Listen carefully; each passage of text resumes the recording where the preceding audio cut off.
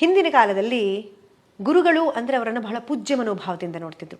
ನ ಗುರೋರ್ ಅಧಿಕಂ, ಗುರುವಿಗಿಂತಲೂ ಮಿಗಿಲಾದವರು ಈ ಭೂಮಿ ಮೇಲೆ ಮತ್ತೊಬ್ಬರಿಲ್ಲ. ಹರಿಹರಾದಿಗಳು ಮುನಿದರು ಗುರು ಒಲಿದು ಕಾಯ್ವ, ಗುರು ಮುನಿದರೆ ಹರಿಹರಾದಿಗಳು ಒಲಿಯರಯ್ಯ.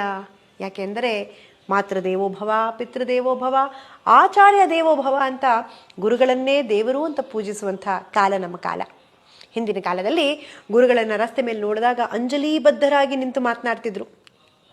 ಯಾಕೆ ಹೀಗೆ ನಿಂತು ಮಾತನಾಡ್ತಿದ್ರು ಅಂದರೆ, ಮಾತನಾಡುವ ರಭಸದಲ್ಲಿ ಎಂಜಲಿನ ಅಗಳಿನಾದರೂ ಗುರುಗಳ ಮೇಲೆ ಬಿದ್ದು ಹೋದರೆ ಆ ಪಾಪವನ್ನು ಕಳ್ಕೊಳ್ಳೋಕೆ ನಾನು ಎಲ್ಲಿ ಹೋಗ್ಲಪ್ಪ ಅಂತ ಹೇಳಿ ಅಂಜಲಿಬದ್ಧರಾಗಿ ನಿಂತು ಮಾತಾಡ್ತಿದ್ರು. ಈಗ ಹೀಗೆಲ್ಲ ಮಾತಾಡಲ್ಲ.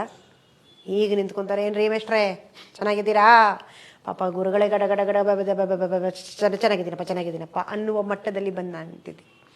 ರಾಮ ತಾನು ವಿದ್ಯಾಭ್ಯಾಸ ಮಾಡುತ್ತಿರುವಾಗ ಗುರುಗಳನ್ನ ಎಷ್ಟು ಆತ ಪೂಜನೀಯ ಭಾವದಲ್ಲಿ ನೋಡ್ತಿದ್ದ ಅಂದರೆ, ಇದನ್ನೆಲ್ಲ ನೋಡಿ ನಾವು ನಮ್ಮ ಮಕ್ಕಳಿಗೆ ಹೇಳ್ಕೊಡ್ಬೇಕು. ರಾಮ ಹೀಗಿದ್ದ, ನಾವು ಅವನಂತಿರಬೇಕು. ಈ ಪಾಠಗಳನ್ನೆಲ್ಲ ನಾವು ನಮ್ಮ ಮಕ್ಕಳಿಗೆ ಹೇಳ್ಕೊಡ್ಬೇಕು. ಈ ವಿಚಾರ ಬಂದಾಗ ನೋಡಿ, ಗುರುಗಳು ಹೇಳ್ಕೊಳ್ಳೋದೇ ಒಂದು. ಹಿಂದಿನ ಕಾಲದಲ್ಲೆಲ್ಲ ಅಷ್ಟು ಶ್ರದ್ಧಾಭಕ್ತಿಯಿಂದ ಕಲಿತಿರೋದಕ್ಕೆ ವಿದ್ಯೆ ಅಷ್ಟು ಚೆನ್ನಾಗಿ ಒಲಿದು ಬರ್ತಿದ್ದು. ಈಗ ಶ್ರದ್ಧೆಯೂ ಇಲ್ಲ, ಭಕ್ತಿಯೂ ಇಲ್ಲ, ಅದಕ್ಕೆ ವಿದ್ಯೆ ಎಲ್ಲ ನೈವೇದ್ಯ ಆಗೋಗಿರೋದು. ಪಾಪ ಗುರುಗಳೇ ಒಂದು ಹೇಳಿಕೊಟ್ರೆ ಈ ಮಕ್ಕಳೇ ಒಂದು ಕಲ್ತ್ಕೊಂಡ್ಬರ್ತಾವೆ. ಈ ಕಲಿಯುವಾಗ ನಾವೇನಾದರೂ ಎಡವಟ್ಟು ಮಾಡಿಕೊಂಡ್ರೆ ಅದು ಹೇಗೆ ಅವಾಂತರಗಳನ್ನು ಸೃಷ್ಟಿ ಮಾಡುತ್ತೆ ಅನ್ನೋದಕ್ಕೆ ಪಾಪ ಒಬ್ಬ ಮೇಷ್ಟ್ರು ಒಬ್ಬ ಹುಡುಗನಿಗೆ ಅದ್ಭುತವಾದ ಸಂಸ್ಕೃತದ ಒಂದು ಪಾಠವನ್ನು ಹೇಳ್ಕೊಡ್ತಾರೆ. ಆ ಪಾಠ ಆ ಹುಡುಗನ ಬಾಯಲ್ಲಿ ಹೇಗೆ ಕೇಳಿಸುತ್ತೆ ಅನ್ನೋದನ್ನ ಮೊದಲು ಹೇಳಿಬಿಡ್ತೀನಿ. ಅದಾದ್ಮೇಲೆ ಗುರುಗಳೇನು ಹೇಳ್ಕೊಟ್ರು ಅನ್ನೋದನ್ನ ಕೇಳೋಣ. ಬೆಟ್ಟದ ತಪ್ಪಲಿನಲ್ಲಿ ಶಿಲೆ, ಬೆಟ್ಟದ ತಪ್ಪಲಿನಲ್ಲಿ ಶಿಲೆ ಪಾಲ್ಕರಿಯಲ್, ಪಶು ಶಿಶುವನೆರಲ್, ನಾರಿ ವೇದವನೋದಲ್, ಬ್ರಾಹ್ಮಣ ಕಾಗೆಯ ಮಾಂಸವ ತಿನ್ನಲ್. ಇದು ಎಷ್ಟು ಅಪಾರ್ಥ ಬರುವಂಥ ವಿಚಾರ.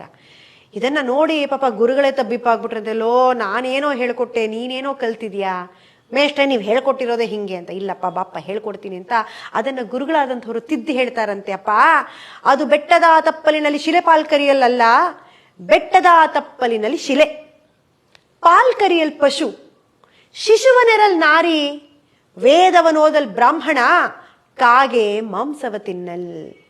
ಸೊ ಸರಿಯಾದ ವಿಚಾರವನ್ನು ಸರಿಯಾಗಿ ನಾವು ಹೇಳದೆ ಹೋದರೆ ಅದು ಹೇಗೆಲ್ಲ ಎಡವಟ್ಟು ಮಾಡುತ್ತೆ ಅನ್ನೋದಕ್ಕೆ ಈ ಶ್ರದ್ಧಾ ಭಕ್ತಿ ಗುರುವಿನ ಮೇಲೆ ಒಂದು ಪೂಜ್ಯ ಮನೋಭಾವ ಇದ್ದಾಗ ಮಾತ್ರ ಆ ವಿದ್ಯೆಯೂ ಕೂಡ ನಮಗೆ ಒಲಿಯೋದಕ್ಕೆ ಸಾಧ್ಯ. ಅಂದ ಮೇಲೆ ಈಗಿನ ಕಾಲದ ಮಕ್ಕಳಿಗೆ ಹೇಳೋದು ನಗುರೋರ್ ಅಧಿಕಂ, ಗುರುವಿಗಿಂತಲೂ ಮಿಗಿಲಾದವರಿಲ್ಲ.